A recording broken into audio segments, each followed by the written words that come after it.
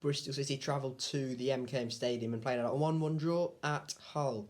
Here is how we got on. This was never going to be a straightforward game for Bristol City, and it didn't turn out to be that way. We started off with Max O'Leary in goal, Josh Tanner, Zach Viner. Obviously no Rob Dickey because of his suspension, so Cal Naismith filled in at centre-back with Campering at left-back. In midfield it was Joe Williams, Matty James and Jason Knight. Up top there was a bit of a conundrum over who would start over who. It was Mark Sykes on the right, Sam Bell on the left, and it was Nahki Wells up top. Hull were probably the best side for the opening 20-ish minutes, and they took the lead in that time period. Ozan Tufan, the Turkish international, gave Hull the lead. It was a brilliant ball in from the right side from Liam Delap, but it is way too easy for Hull just to run through our midfield with no real challenges in from James, Knight, Williams.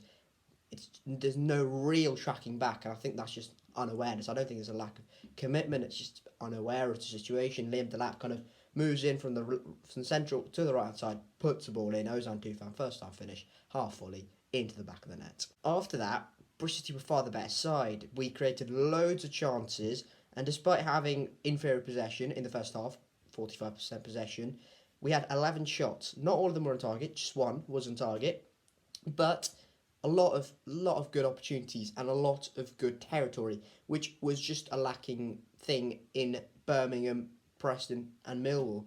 And despite the win at Millwall, we lacked a lot of shots and just lacked any sort of creativity. That wasn't a problem here. In the first half alone, we had an XG of 1.17, which has been probably considerably higher than the whole games, especially Birmingham and Millwall. So very, very positive first half in terms of chance creation. Joe Williams should stick one away where it's basically an open net for him and he kind of blazes it over. It's a really poor finish. You could tell it's a defensive midfielder, couldn't you? It's a really poor finish. We should be scoring some of those chances. Mark Sykes has a chance. Matt Ingrams makes a few good saves. So Bristol is desperately unlucky in that first half not to find the back of the net. Nahki Wells has a disallowed goal on the brink of half-time. Now, we don't know and we don't have another replay of it from a different angle, so it's really hard to kind of fully judge and come to a conclusion accurately, but it looks very tight. Maybe Louis Coyle on the far side is playing him onside, but if that goal is onside, well then that's 2 seasons in a row we've gone away to Hull and been shafted by the referee. Before we do carry on, here's a little message for me. If you follow me on Instagram or on Twitter, you would have probably noticed that I'll be running for the best young content creator on YouTube for Football Content Awards. So if you do enjoy my videos and you do like and watch most of them, I would massively appreciate you going to their website or Twitter or Instagram and voting for me. On their website, you can just click on their website, which will be in the link down below, and you can vote. And you can go to best. You can scroll down to best young content creator. Type my YouTube channel name in, which is A.H. Robin Stalk, obviously, and then you can scroll down, click agree to terms and conditions, and vote. On Twitter, you can vote by just typing in "I am voting" in the @Football Content Awards, their official tagline, for @AnnieHarish5, which is my Twitter handle, in the best young content creator. You can vote on Instagram by scrolling down to the best young content creator on the Football Content Awards handle, and then you can tag me or @AHRobinStalk in the comments, and then you'll vote for me that way as well. Voting finishes on the 3rd of September, so again, massively appreciate it if you could vote for me. We could have started the second half slowly because of that break. We could have lost our momentum, but that absolutely did not happen. We came out in the second half, opening 5, 10, 15 minutes. We were absolutely outstanding, had much more energy, just generally looked the fitter team, and we capitalised on that. A wonderful ball in from Mark Sykes from the right-hand side. Probably the first very good ball or cross in this season, and surprise, surprise, Nahki Wells is at the end of it. He give him good service, he will score goals at this level, and we did exactly that. Mark Sykes, wonderful ball into the back post. Nahki Wells makes a late darting run in, absolutely brilliant. But I have to give a mention to Jason Knight, who made that goal really, in essence, in the midfield, running things, brilliant ball out wide with a perfect pace to Mark Sykes to allow him just to fizz that ball in with pace and quality. to allow Nahki Wells to finish. The rest of the second half was highly frantic. Bristol City had opportunities, so did Hull. Aaron Connolly went one-on-one with Max O'Leary. That was saved. Scott Twine had a free kick tipped over. Max O'Leary was absolutely outstanding in goal for us yesterday. Kind of really saved us from losing. But we could, if we took a few chances, then we should have also probably won the game. In the second half alone, we had an XG of 2.44. I think that kind of shows how much we've grown over the past few weeks, where we've had a really low XG, haven't had enough shots. And quite frankly, basics, you don't have shots, you're not going to score. Don't take chances, you're not going to score. So very positive that Bristol City actually took shots. In the game, eventually we had 19 shots.